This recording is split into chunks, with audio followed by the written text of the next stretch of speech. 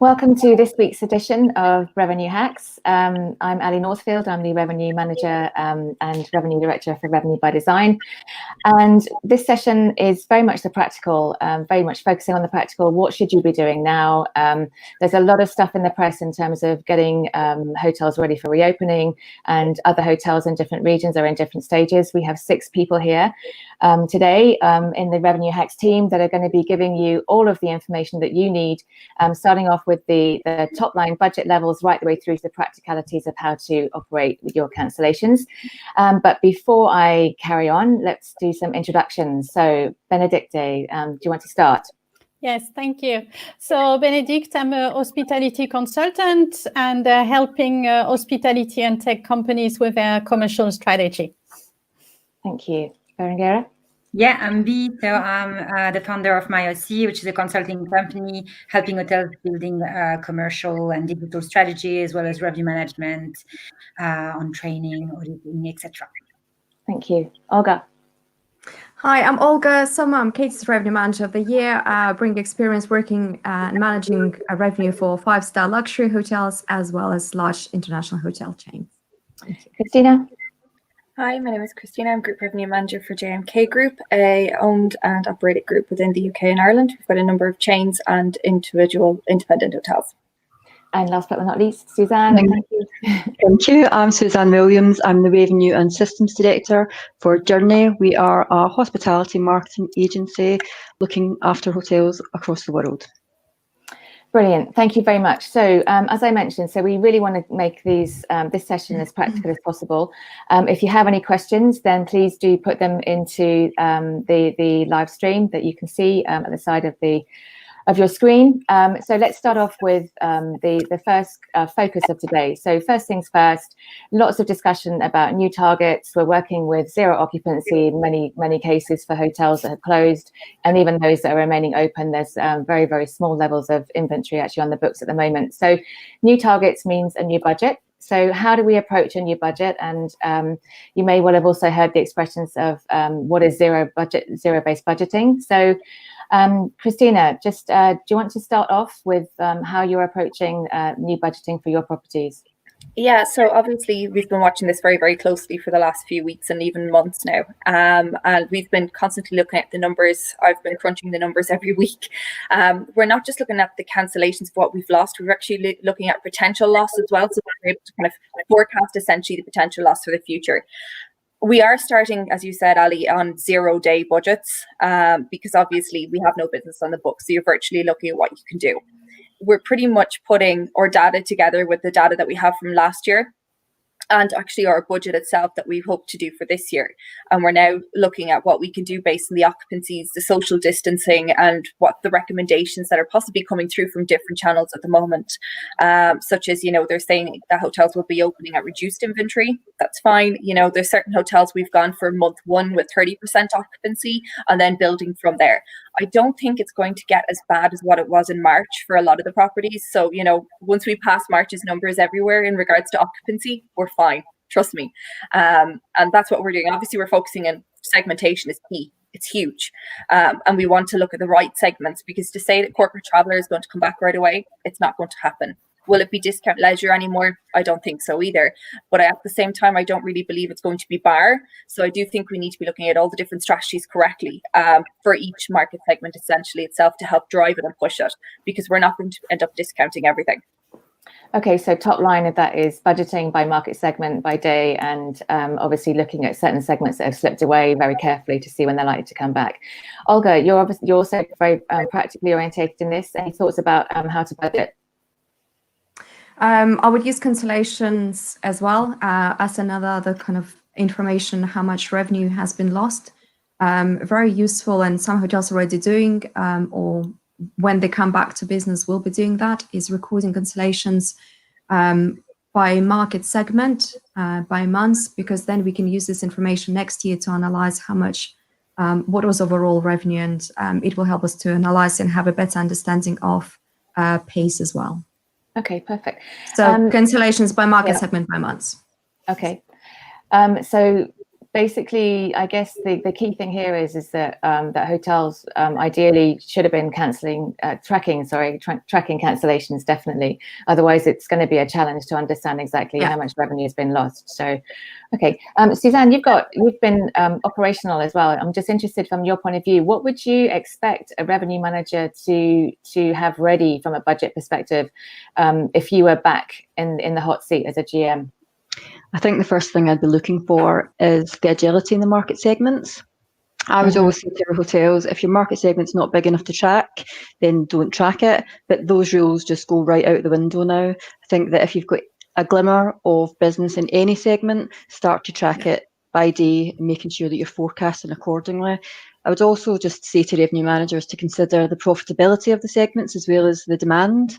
So your leisure segments typically have got a higher cost associated to them, transient leisure, contracted. Just look at what the cost of acquisition for each of these segments is, as well as the operational costs. We've talked a lot about room costs, utilities, 2 guests versus 1. Just consider in detail the profitability of each of those segments too.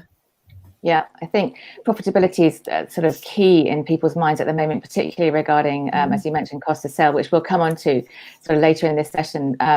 There's been a lot of discussion already there about market segmentation. So, Olga, you have, I think you put together a couple of, or certainly a slide for us in terms of segmentation, but what new segments do you think we're going to be working with, or how has segmentation changed, and how is that likely to impact, for example, as Susanne said, profitability, business mix, that type of thing? What should we be looking for now in segmentation?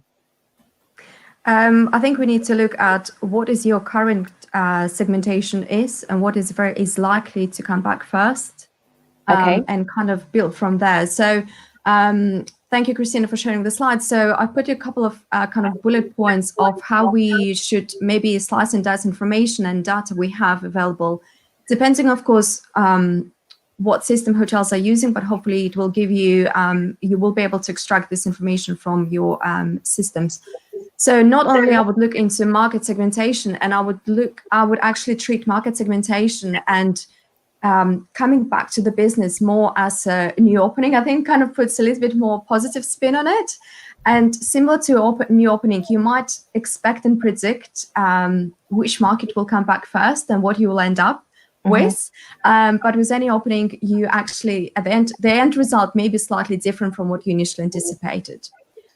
What I would recommend to look not just at market segmentation, but production by count, by months, by day of the week. If you can work out the pattern, the trends, that would be great. Another big one for me is materialization, especially for the groups and tour series that we have seen rising in a number of years, in the last couple of years. Very often, I think we look at what is a pipeline, how much is potential business it will bring, especially if it's scattered the whole year. When you go back and analyze what was the production and what was materialization, it's completely different picture. Especially as we see a lot of bookings moving into 2021, there will be that potential overlap of business. So it's really important to understand whether you should take what, particular piece of business or possibly not. If you know that historically that travel agency was not producing or was producing in the key months, is it the right business to take or not? Equally, if you know that one agent, their price point is certain, let's say, I don't know, £120 or £100. If you know that they can bring business at that rate, it's then up to revenue directors to decide whether they want that piece of business. So it also about, I think, understanding who's your key partners in this crucial time is when you go back to on that first day or the first couple of days, who are you going to call to ask for that crucial key partnerships and who can support you first of all. As I said, it's about understanding maybe which markets you are likely to get back first and work from that and then build on top of that later on. I would also recommend looking at a room type analysis. I would simplify a lot of things. Thankfully, we have opportunity to do it right now because hotels are empty. I don't believe that there's enough information to suggest that you can't upsell second category if it's the same size, but you have it in your cushion or row. It just doesn't go with the customer. We should be focusing on building loyalty and building our direct business. So maybe then simplifying that room types and overall services that we're offering, that probably will get a better results. And also we know from practical point, most of the guests will get upgraded anyway, but it's very time consuming and it's not the most efficient time of use of our time. So room type, I would look into that and possibly make changes right now, because while you can, why not to use this opportunity? Also simplify product bubble. We know that advanced purchase rates have kind of right now disappeared. Again, not sure it will come back. There is enough information to suggest it won't actually. And I think this is a time when we'll see individual hotels and large hotel chains following completely different strategy. So if you have too many packages, it might be confusing for the consumer as well. So simplify the process, put yourself in the shoes of customer and see whether the booking process is easy and simple, because otherwise we're going to lose again to online travel agencies as we have done in the past. I think it's a great opportunity to get some ground back. And the last point I wanted to mention is geography, a little bit of our customers. So keep an eye on what countries will be opening up first for the business, and which will be where the restrictions will be lifted first. So we know that Nordic countries are very likely to reopen soon. Therefore, you could potentially tweak your marketing campaigns around that and see if you have already some partnerships in that region. Fantastic, you can utilize on that.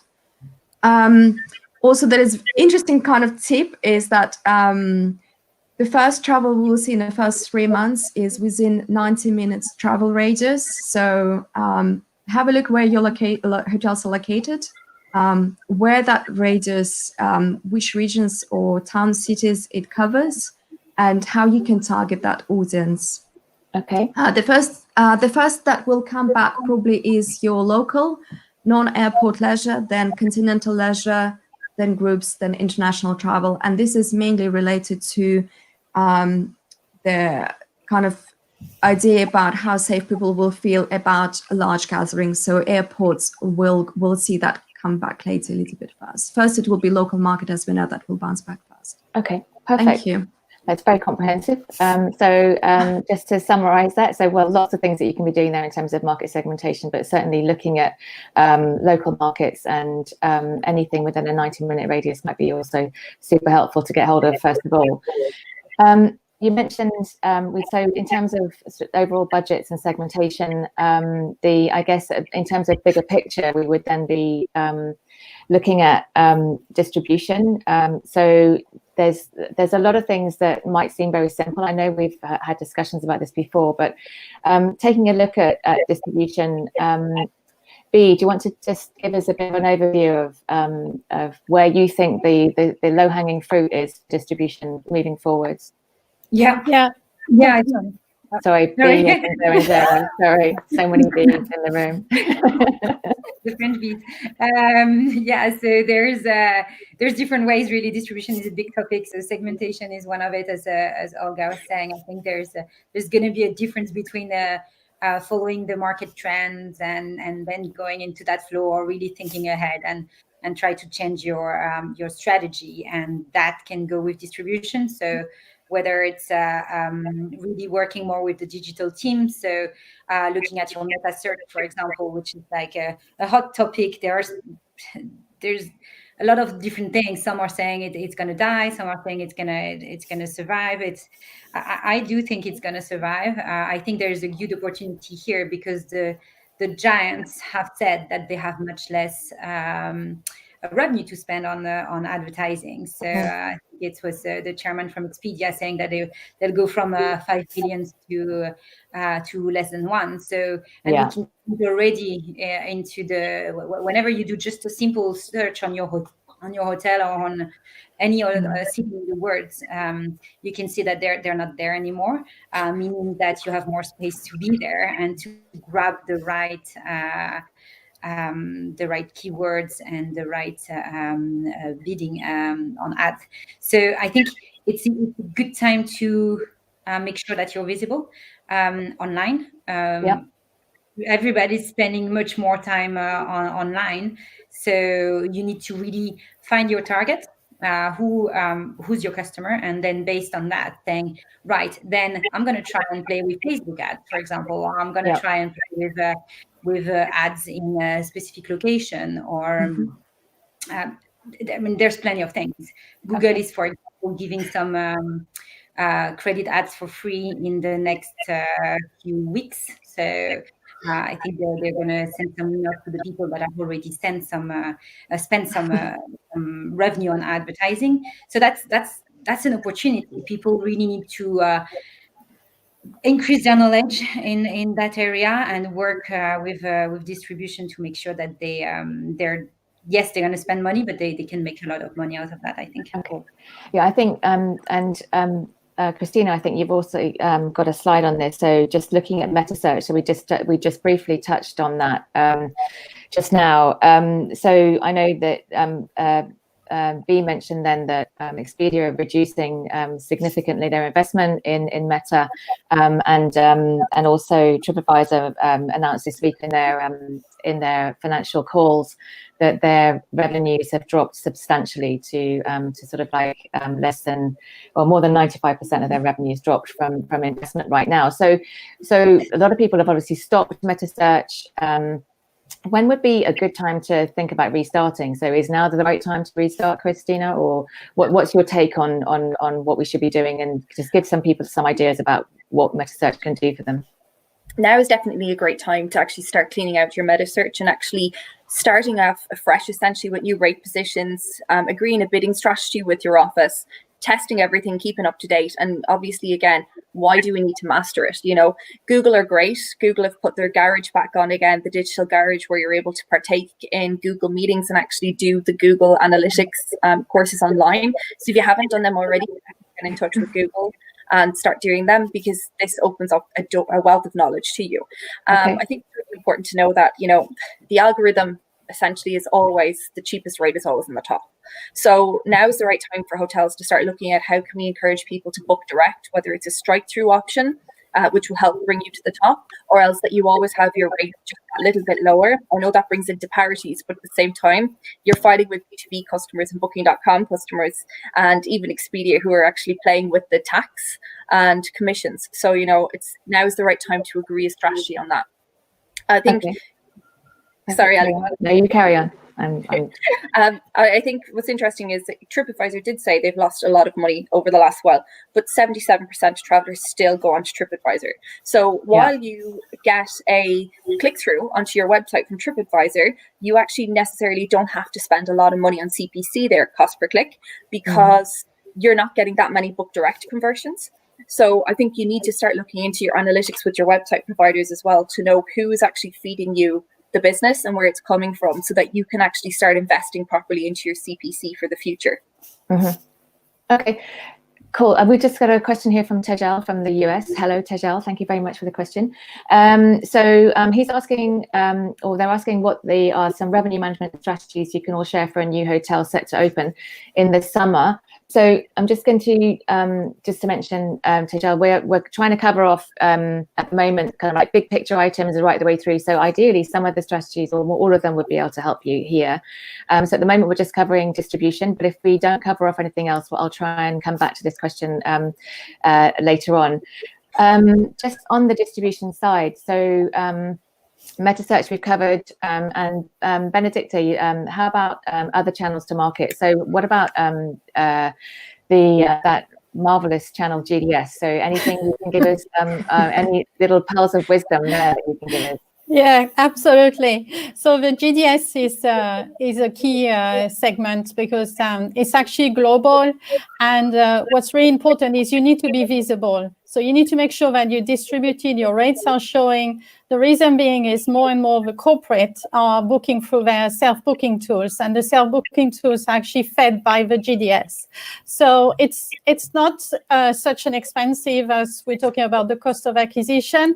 You just need to be visible. So make sure that the free GDSs are well covered with the right content. Make sure that all the same availability is showing on the GDS as is showing on your brand website.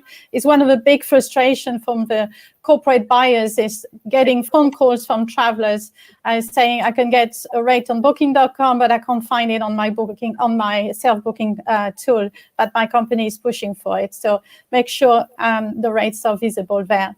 I just wanted to rebound on something that Olga mentioned before about room types.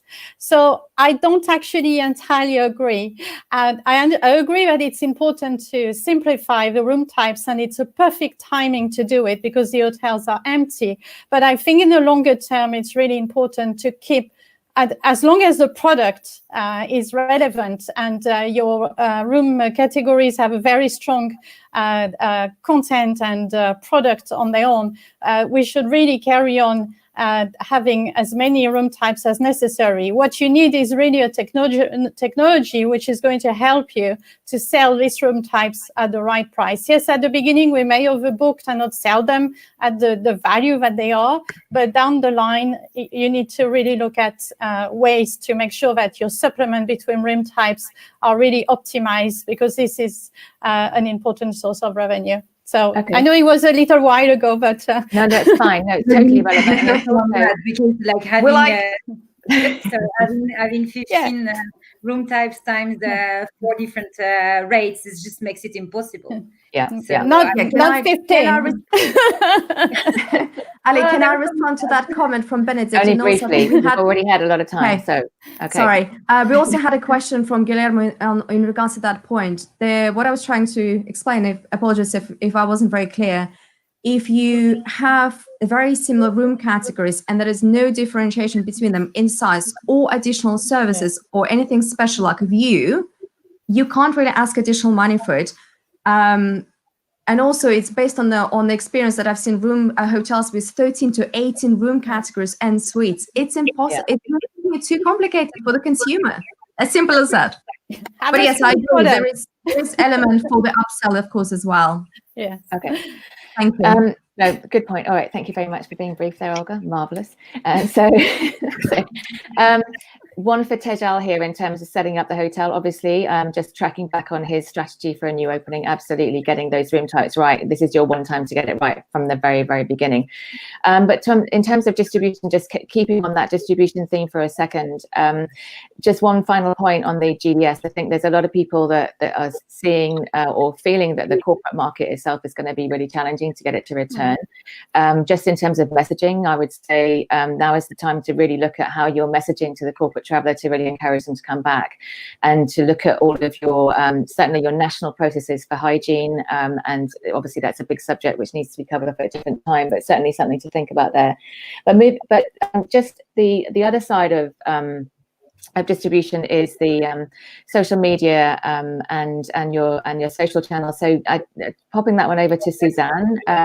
Any thoughts there about how you could best optimize from a revenue manager's perspective of social media? Because obviously sometimes that's quite a challenge for the revenue manager to really understand how that can help them. But any thoughts and pearls of wisdom there?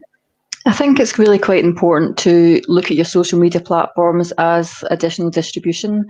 So when you're forecasting, you can forecast by segment and identify the gaps and what rates you're going to use to fill those gaps. But equally, you can also look at the sources of business and forecast what you expect to come through there. That's quite a good way of controlling your cost of acquisition. Then when you've identified those gaps, look at your various channels that you're going to put these rates out on. You can fence your rates. You don't have to give every rate you have, every public rate out. Fence some of your rates. Have closed user groups. Make sure that if you've got people signed up on Facebook or any of your channels, you push out attractive book direct rates to them. That can be hugely successful. I think also socially what's a huge benefit is the customer experience can be really visual, really immersive and really emotive, and that is by far a driver for conversion. So Facebook, Instagram, closed user groups, communicate clearly and make sure that your social media platforms are on point every day. I think, to your point, there's a lot of discussion about or antipathy perhaps towards OTAs at the moment, in terms of kind of like how we've had to manage business over the last few weeks, and lots of discussion about booking direct now. So really some really good ideas there. Closed user groups, fence channels. You don't necessarily have to offer the same rate to your closed user groups and social that you would necessarily to public channels. So this is a one opportunity, if you're going to look at a direct booking strategy, to really think about how you can materialize or how you can optimize that opportunity right now.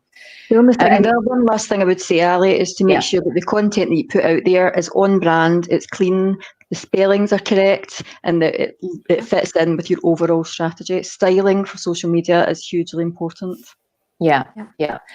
Just and yeah, even the simplest things in those cases really do matter, don't they? I mean, from a customer perspective, imagine the whole world is trying to start traveling, and then it's really difficult to have that level of trust and engagement into something that just doesn't look right. So absolutely with you there.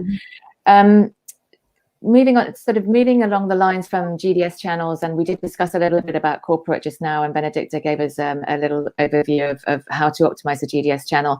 Just a couple of points here from anybody in terms of the RFP process, and how do we think that's going to work this year, and what kind of things do we have to look out for? Anybody want to take that one up? Yes.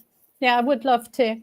I think we talked last week about the silos, and I think it's really important here to get your sales team to speak to their customers. The major challenge that the corporate buyers are going to have is their volume needs are going to change. They may change of destination, but they may change in volume. And for example, they may have had the need in the past to have 5 hotels, I don't know, in Berlin or in Paris or in London. And for next year, it will be maybe just 1 hotel. So I think what's really crucial is to talk now. There's still salespeople on the phone to their customers and finding out, having a feeling of what destination, what the needs are going to become, and be ready to, if the RFP is going ahead. I mean, there's going to be some big virtual meeting in the next few weeks of ITM, of GBTA. Get a feeling if the RFP season is going to take place. How is it going to take place? Are we expecting maybe some new initiative coming up? And we don't want to get surprised. So it's the time to challenge your colleagues and for them to speak to their customers really and right now. How can they? Sorry. Okay. More than usual, it's important that the DRMs are ready and they work close hand in hand with the sales to know the accounts and already kind of target who's going to be the best ones, or who do we need to bet on, because they are good producers basically, or they can bring more revenue. There's always a fight, and we talked about it last week.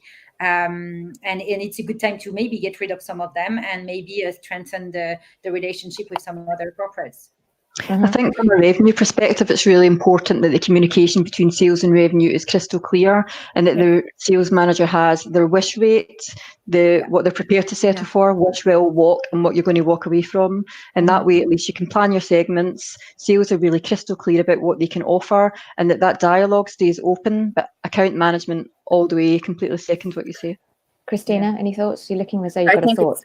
It's going to be, everyone is saying exactly what I've been thinking, because I think it's a common, conversation, but I think it's price point. I think people need to be prepared for price point. It's not just volume, it's the price that people are able to get and charge, and all the prices are going to drop everywhere.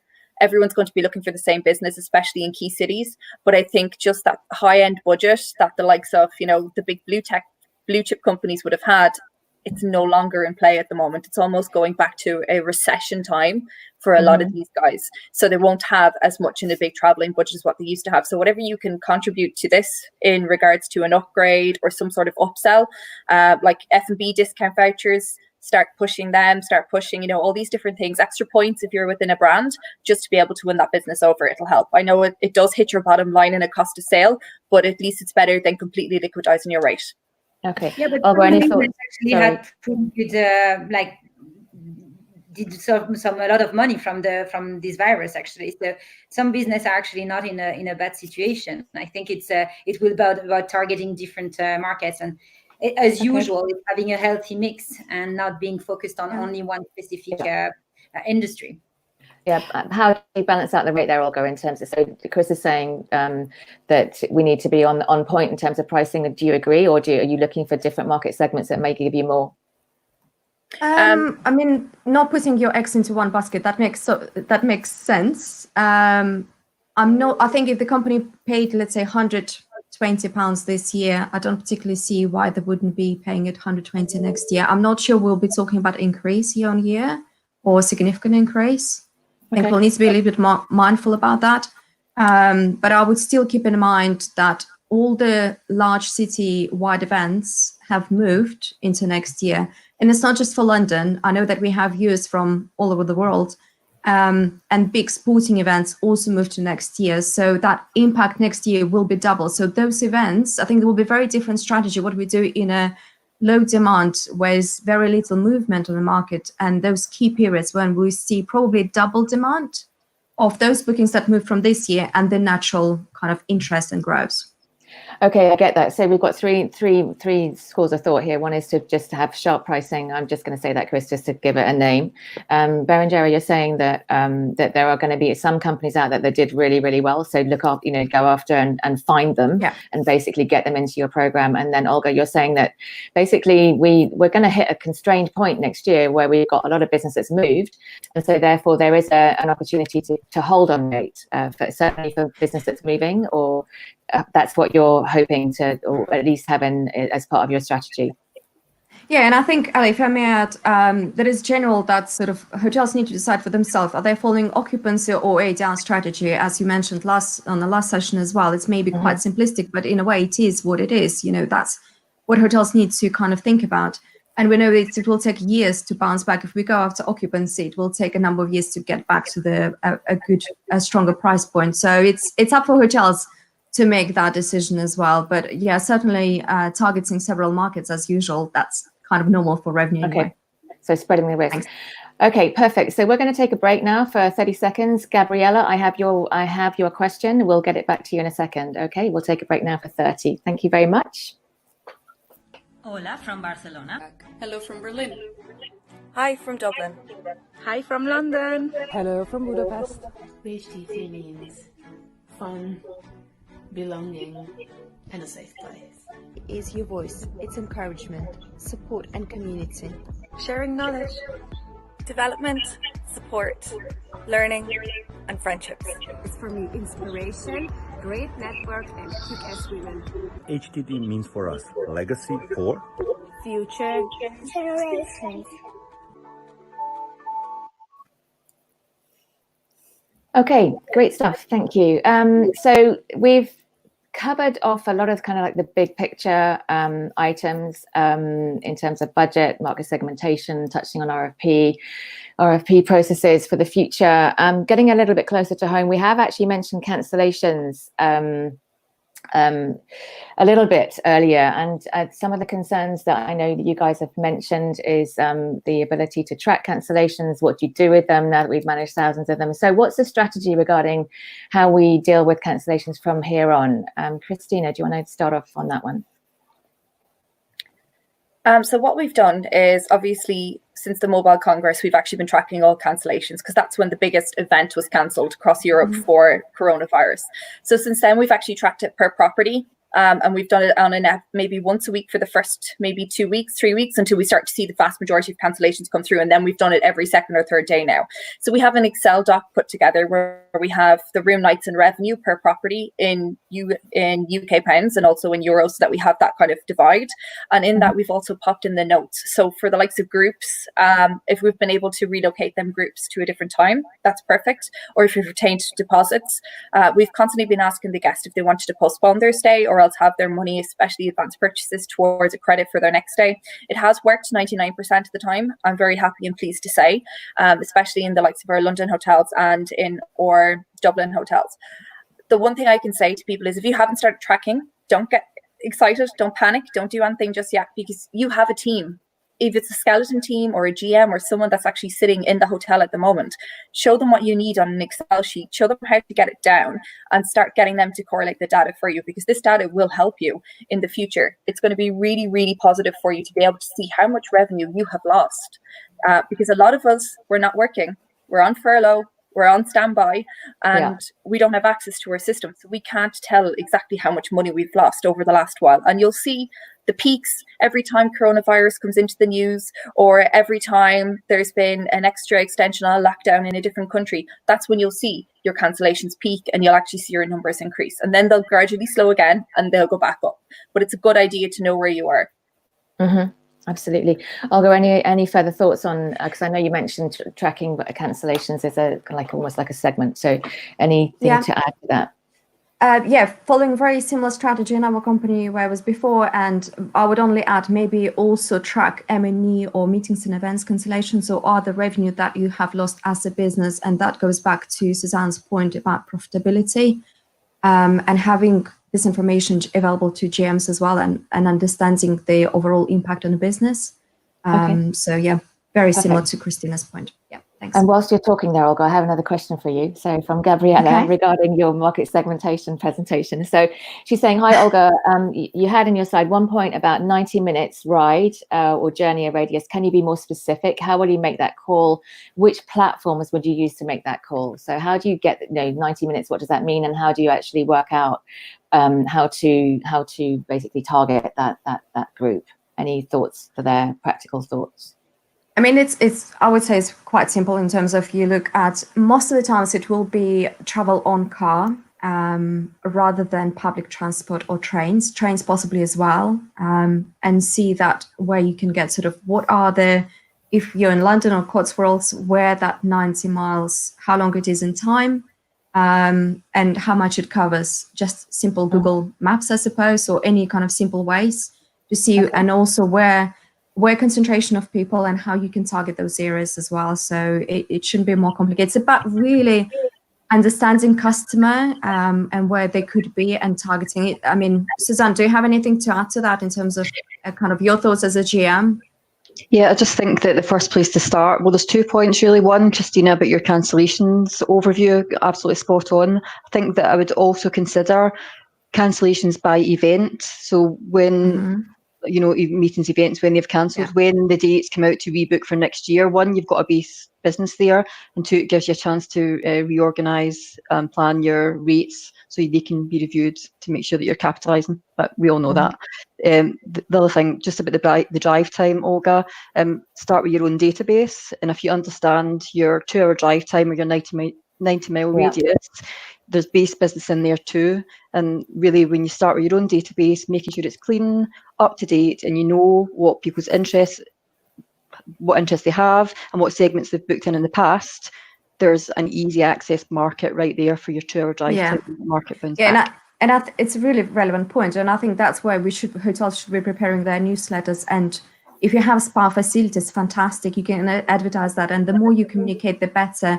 It is, of course, yes, the data that you have already, all the new audience, we all will be looking for a little bit of getaway potential, I would imagine, once it's all over.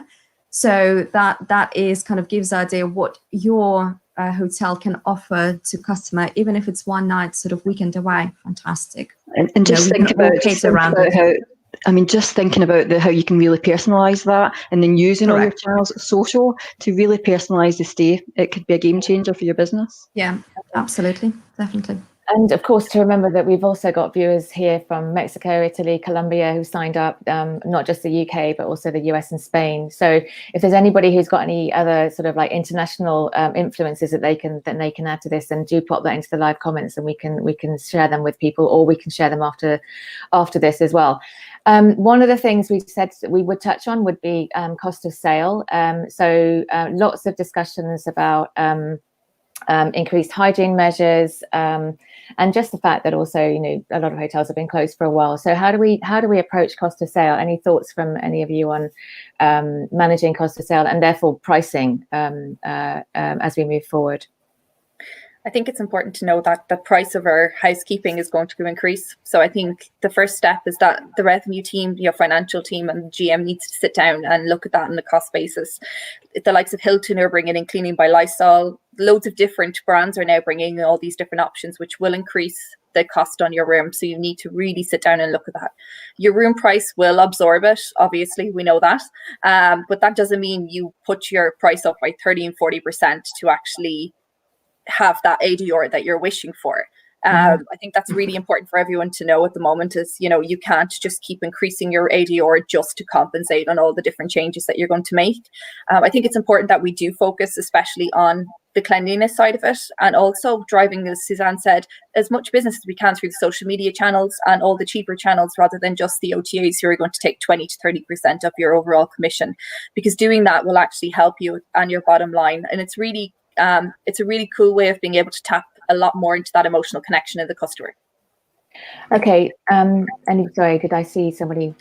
Yeah, Olga. Could I would work out what is the minimum price you should be selling at to break even, and that should be reviewed quite consistently and often.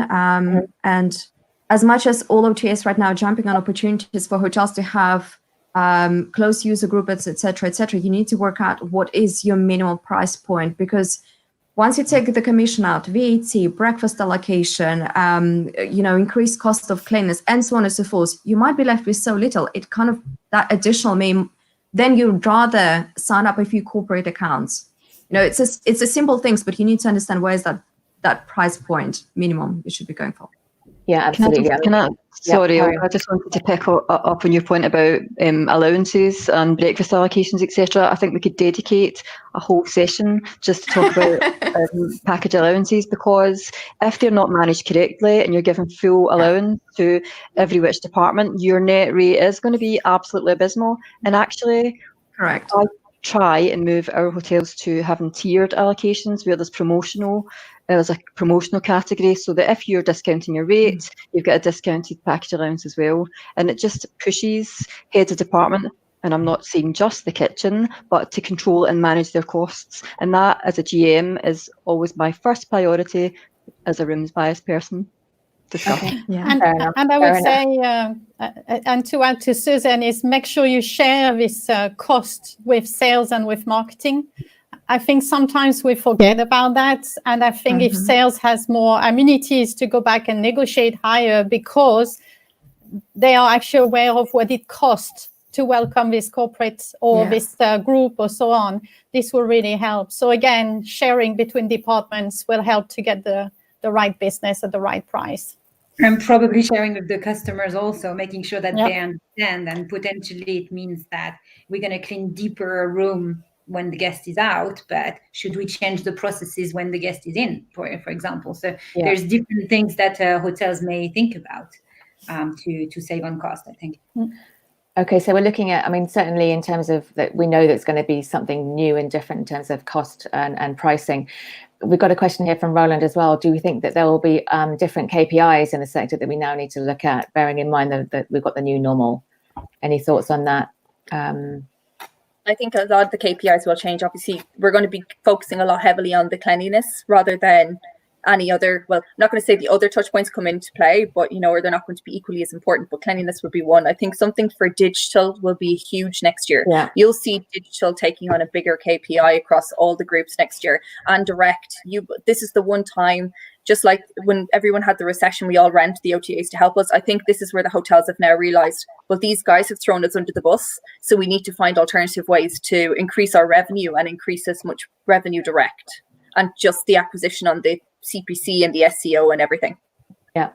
Any other thoughts, B? Do you have any other thoughts about KPIs that we need to be looking at? Either B, actually, Benedicte or Berengere. I would say what we were preparing for, which was profitability, is going to become the norm. Every department will be, and revenue management will be one of them, really targeted on profitability.